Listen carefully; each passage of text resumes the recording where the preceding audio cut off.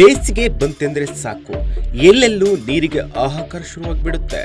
ಹಾವೇರಿ ಜಿಲ್ಲೆಯ ಹಾನಗಲ್, ಸವಣೂರು, ಶಿಗ್ಗಾಂವ್ ಮತ್ತು ಹಾವೇರಿ ತಾಲೂಕುಗಳಿಗೆ ವರದಾ ನದಿಯೇ ವರದಾನ. ವರ್ಷದ 6 ತಿಂಗಳು ಮಳೆಯಿಂದ ತುಂಬಿ ಹರಿಯುವ ನದಿ ಇದೀಗ ಬೇಸಿಗೆ ಆರಂಭವಾಗುತ್ತಿದ್ದಂತೆ ವರದೆಯ ಒಡಲು ಬರಿದಾಗುತ್ತಿದೆ. ಕುಡಿಯುವ ನೀರಿನಿಂದ ಎಲ್ಲದಕ್ಕೂ ವರದೆಯನ್ನು ಅವಲಂಬಿಸಿರುವ ಗ್ರಾಮಗಳ ಜನರು ವರದೆಯ ಬತ್ತಿದ ಒಡಲಲ್ಲಿ ಗುಂಡಿ ತೆಗೆದು ಅದರಲ್ಲಿ ಸಂಗ್ರಹವಾಗುವ ನೀರನ್ನು ಬಳಕೆ ಮಾಡುತ್ತಿದ್ದಾರೆ.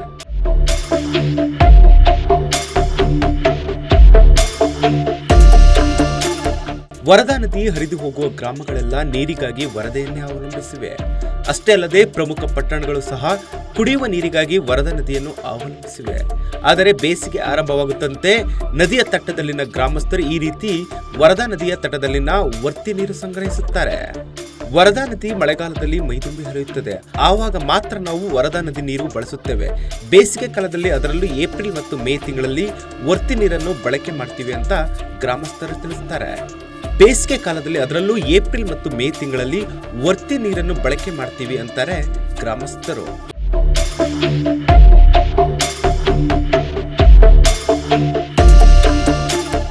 ಗ್ರಾಮದಲ್ಲಿ ಬೇಸಿಗೆ ಕಾಲದಲ್ಲಿ ಅಂತರ್ಜಲ ಮಟ್ಟ ಕೆಳಗೆ ಇಳಿದಿರುತ್ತೆ. ಅಲ್ಲಿಂದ ನೀರು ಎತ್ತಿ ಗ್ರಾಮಕ್ಕೆ ಕುಡಿಯುವ ನೀರು ಪೂರೈಸಲಾಗುತ್ತದೆ. ಆದರೆ ಕೊಳವೆ ಬಾವಿಗಳಲ್ಲಿ ಪೈಪ್ಗಳು ಜಂಕ್ ಹತ್ತಿರ ಇರುವುದರಿಂದ ಆ ವಾಸನೆ ಬರುತ್ತದೆ. 5 ರೂಪಾಯಿ 10 ರೂಪಾಯಿ ನೀಡಿ ಶುದ್ಧ ಕುಡಿಯುವ ನೀರನ್ನು ತಂದು ಅಡುಗೆಗೆ ಬಳಕೆ ಮಾಡಲು ಆಗೋದಿಲ್ಲ. ಆದ್ದರಿಂದ ಮಾಡಿದ ಅಡುಗೆ ರುಚಿಕರವಾಗಿರುವುದಿಲ್ಲ ಮತ್ತು ಅಡುಗೆ ಬಹಳ ಬೇಗ ಹಾಳಾಗುತ್ತದೆ ಎಂದು ಗ್ರಾಮಸ್ಥರು ಹೇಳ್ತಾರೆ.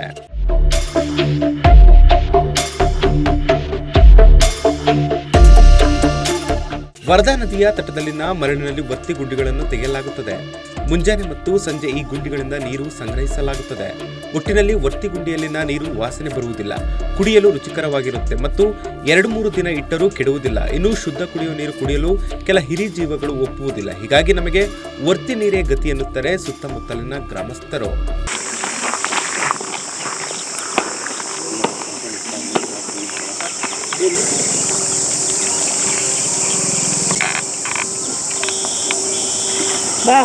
ಸಂಪೂರ್ಣ ನ್ಯೂಸ್, ಇದು ನೊಂದವರ ಧ್ವನಿ.